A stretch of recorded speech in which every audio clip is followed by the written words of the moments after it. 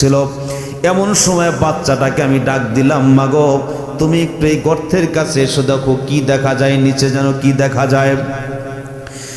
বাচ্চাটা যখন গর্তের কাছে চলে আসছে তখন আমি পিছন দিক থেকে ধাক্কা দিয়ে আমি বাচ্চাটাকে গর্তের ভিতরে ফেলে দিলাম। যখন বাচ্চাটা গর্তের ভিতরে পড়ে গেল, এক পর্যায়ে আমার দিকে তাকায় ডেকে বলতেছে, আব্বু আপনি কেন আমাকে গর্তের ভিতরে ফেলে দিলেন? আপনি আমাকে এখান থেকে উঠান। আপনি বললেন আঙ্কেলের বাড়ি দাওয়াত খাইতে যাবেন, কিন্তু আপনি কেন আমাকে গর্তের ভিতরে ফেলে দিলেন? আপনি আমাকে এখান থেকে উঠান। আমি এমন পাষাণ ছিলাম, মেয়েটা এত কাকুতি মিনতি করে বলল, মেয়ের কোনো কথাই আমি শুনলাম না। ওই জায়গায় বাচ্চাটাকে আমি গর্তের ভিতরে মাটি চাপা দিয়ে আমি ওখান থেকে চলে আসলাম। ওগো পয়গম্বর, আমি রাত্রিবেলা কত ঘুমানোর চেষ্টা করি, যখন আমি দুইটা চোখ একত্রিত করতে যাই তখনই কেমন যেন ওই বাচ্চাটা আমার চোখের সামনে চলে আসে। ডাক দেয় বলে, আব্বু আপনি কেমন পাষাণ মানুষ, আপনি কিভাবে আমাকে গর্তের ভিতরে ফেলে দিয়ে একা একা চলে আসলেন? আপনার মতো পাষাণ মানুষ দুনিয়ার ভিতরে একটাও নাই। দেহিয়াতুল কালবি কথাগুলো পয়গম্বরকে ডাক দেয় বলে, পয়গম্বর আমি আমার জীবনে যখন জাহিলিয়াতের যুগে ছিলাম এমন অপরাধগুলো করেছি, আল্লাহকে আমাকে অপরাধগুলো মাফ হওয়ার কারণে তার নাম রাখা হয়েছিল জামিলা। জামিলাতুন মানে হলো সুন্দরী। মেয়েটা আমাকে বারবার আব্বু আব্বু বলে যখন ডাকা শুরু করে দিল, মেয়েটা আমার কাছে এসে ডেকে বলতেছে, আব্বু জন্মের পরে আপনাকে এখন পর্যন্ত দেখি নাই, আব্বু আপনি কোথায় ছিলেন? একবার আমার দাড়ি ধরে টান দেয়, আবার আমার কপালে চুমা দেয়, আবার আমার গালে চুমা দেয়, আমার ঠোঁটে যখন চুমা দেয়, এক পর্যায়ে আমি মেয়েটাকে আমার বুকের সাথে জড়ায় নিলাম। ডাকদা বললাম, মাগো আমি দীর্ঘ সময় সফরে ছিলাম, এতদিন তোমার সাথে আমি দেখা করতে পারি নাই, আমি অনেক ব্যস্ত ছিলাম। ওগো পয়গম্বর, মেয়ের সাথে যখন আমার রাত্রিবেলা এমন কথা হলো, যখন বাচ্চাটা ঘুমায় গেছে, আমি সিদ্ধান্ত নিয়ে নিলাম এই সন্তানকে যদি আমি দুনিয়ার ভিতরে জীবিত রেখে দেই তাহলে অবশ্যই অন্যের সাথে বিয়ে দিতে হবে। তখন তো আমার মান ইজ্জত সব চলে যাবে, কারণ আমার মেয়েকে অন্যজন ভোগ করবে, এটা তো আমি সহ্য করতে পারবো না। আগের যুগে জাহিলিয়াতের যুগে বন্ধুরা আমার এমনটি প্রথা ছিল, এই জন্য মেয়ে সন্তান হলে হত্যা করে ফেলা হতো। দেহিয়াতুল কালবি বলেন, পয়গম্বর রাত্রিবেলা সিদ্ধান্ত নিয়ে নিলাম এই মেয়েকে আমি জমিনের ভিতরে রাখবো না। আমার স্ত্রী বারবার আমাকে রিকোয়েস্ট করতেছে, তুমি ইতিপূর্বে যা করেছো তা করেছো, এখন আর কিছু তুমি কইরো না, এই মেয়েটাকে তুমি জীবিত রাখো, তুমি প্রয়োজনে আমাকে দুনিয়া থেকে চিরতরে বিদায় করে দাও, তবু এই সন্তানটাকে তুমি দুনিয়া ছেড়ে বিদায় করে দিও না। দেহিয়াতুল কালবি বলেন, আমার স্ত্রীর কোনো কথাই আমি শুনলাম না। সকালবেলা আমি আমার সন্তানকে ডেকে বললাম, চলো তোমার অমুক আঙ্কেলের বাড়ি যাব দাওয়াত খাইতে। ছোট্ট বাচ্চা কোনো কিছুই বোঝে না, আমার সাথে চললো আঙ্কেলের বাড়ি দাওয়াত খাওয়ার জন্য। এক পর্যায়ে আমি আমার হাতে একটা কোদাল নিলাম, একটা রশি যখন হাতে নিলাম, এক পর্যায়ে যাইতে যাইতে পাহাড়ে চলে গেলাম। মেয়েটা বারবার পিছন দিক থেকে আমাকে ডাক দেয় বলে, আব্বু আপনি কোথায় যাবেন? আর কত দূর গেলে আপনার আমার আঙ্কেলের বাড়ি পাওয়া যাবে? বারবার মেয়েটি যখন এই কথা বলতেছিল, আমি মেয়েকে বললাম আরো একটু সামনে যাইতে হবে। এক পর্যায়ে যখন আমি পাহাড়ের ভিতরে জঙ্গলের মধ্যে চলে গেলাম, আমি কোদাল দিয়ে যখন আমি সেখানে গর্ত খনন শুরু করে দিলাম, মেয়েটা আমাকে বারবার জিজ্ঞাসা করতেছে, আব্বু এই জায়গায় আপনি অযথা কেন গর্ত খনন শুরু করে দিলেন? চলেন, আপনি না বললেন আঙ্কেলের বাড়ি দাওয়াত খাইতে যাবেন? আমি মেয়ের কোনো কথাই শুনলাম না।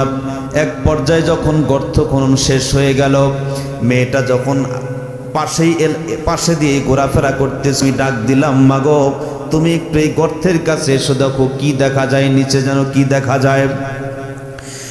বাচ্চাটা যখন গর্তের কাছে চলে আসছে তখন আমি পিছন দিক থেকে ধাক্কা দিয়ে আমি বাচ্চাটাকে গর্তের ভিতরে ফেলে দিলাম। যখন বাচ্চাটা গর্তের ভিতরে পড়ে গেল, এক পর্যায়ে আমার দিকে তাকায় ডেকে বলতেছে, আব্বু আপনি কেন আমাকে গর্তের ভিতরে ফেলে দিলেন? আপনি আমাকে এখান থেকে উঠান। আপনি বললেন আঙ্কেলের বাড়ি দাওয়াত খাইতে যাবেন, কিন্তু আপনি কেন আমাকে গর্তের ভিতরে ফেলে দিলেন? আপনি আমাকে এখান থেকে উঠান। আমি এমন পাষাণ ছিলাম, মেয়েটা এত কাকুতি মিনতি করে বলল, মেয়ের কোনো কথাই আমি শুনলাম না।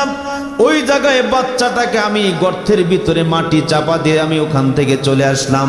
ওগো পয়গম্বর, আমি রাত্রিবেলা কত ঘুমানোর চেষ্টা করি, যখন আমি দুইটা চোখ একত্রিত করতে যাই তখনই কেমন যেন ওই বাচ্চাটা আমার চোখের সামনে চলে আসে। ডাক দে বলে, আব্বু আপনি কেমন পাষাণ মানুষ, আপনি কিভাবে আমাকে গর্তের ভিতরে ফেলে দিয়ে একা একা চলে আসলেন? আপনার মতো পাষাণ মানুষ দুনিয়ার ভিতরে একটাও নাই। দেহিয়াতুল কালবি কথাগুলো পয়গম্বরকে ডাক দেয়, বলে পয়গম্বর, আমি আমার জীবনে যখন জাহিলিয়াতের যুগে ছিলাম এমন অপরাধগুলো করেছি, আল্লাহ কি আমাকে অপরাধগুলো মাফ করবেন? আমি ইসলামের ছায়াতলে আসছি পয়গম্বর, আল্লাহ কি আমাকে এই গুনাহগুলি মাফ করবেন কিনা? কিছুক্ষণ বন্ধুরা আমার পয়গম্বর চুপ থাকলেন, কারণ কোনো কিছুই তো এখনো বলতে পারতেছেন না। অল্প সময়ের মধ্যেই বন্ধুরা আমার জিবরাইল আমিন চলে আসছেন, এসে ডেকে বলেন, ওগো পয়গম্বর, দেহিয়াতুল কালবি ইসলাম গ্রহণ করার পরে তার পূর্বের সমস্ত গুনাহের উপরে যখন সে অনুতপ্ত হয়েছে, আল্লাহ পাকের কাছে যখন খাঁটি দিলে তওবা করেছে, আল্লাহ পাক তার পূর্বের সমস্ত গুনাহগুলো মাফ করে দিয়েছে। ও মুসলমান, কি বোঝা গেল? দেহিয়াতুল কালবি এত বড় অপরাধ করেছেন, এরপরেও আল্লাহ পাক তাকে ক্ষমা করে দিয়েছেন। এর এক নাম্বার কারণ হলো সে পূর্বের সমস্ত গুনাহের উপরে অনুতপ্ত হয়েছে, আর জীবনে কোনোদিন এমন অপরাধ করবে না, আর জীবনে কোনোদিন এমন অন্যায় অবিচার করবে না। এই জন্য আল্লাহ পাক রব্বুল আলামিন তার জীবনের গুনাহ মাফ করে দিয়েছেন। আমরাও যদি আমাদের পূর্বের সমস্ত গুনাহের উপরে অনুতপ্ত হই, তাহলে আল্লাহ আমাদের জীবনের গুনাহ মাফ করে দিবে। মুহতারাম হাজিরিন, আমরা তো অনেক সময় একেবারে নিরাশ হয়ে যাই, যে মনে হয় আমাকে আল্লাহ ক্ষমা করবেন না, আমি সারা জীবন অন্যায় করেছি, অবিচার করেছি, আমাকে কি আল্লাহ মাফ করবেন?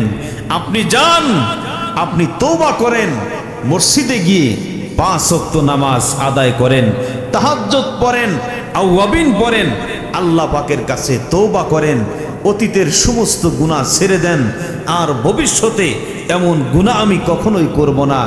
আমি বলে গেলাম, আল্লাহ পাকের আয়াত অনুযায়ী আল্লাহ পাক আপনার জীবনের গুনাহ মাফ করে দিবেন। সুবহানাল্লাহ বলেন।